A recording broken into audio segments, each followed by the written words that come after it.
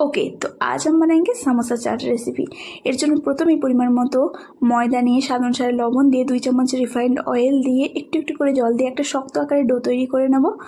এরপরে উপর থেকে তেল দিয়ে এটাকে 10 মিনিটের জন্য ঢেকে রেখে দেবো। 10 মিনিট পরে ঢাকনাটা খুলে আবারও ভালো করে মথে নিয়ে একটা লেচি কেটে একটু বড় আকারের রুটি বেলে আগের থেকে তৈরি করে রাখা পুরটা দিয়ে ভালোভাবে এইভাবে সিঙ্গাড়ার শেপে মুড়িয়ে নেব। তো আমি সমস্ত সিঙ্গাড়াগুলো একই শেপে মুড়িয়ে নিচ্ছি। আগের ভিডিওতে যারা যারা কমেন্ট করেছিল তাদেরকে অসংখ্য অসংখ্য ধন্যবাদ আমার পাশে থাকার জন্য।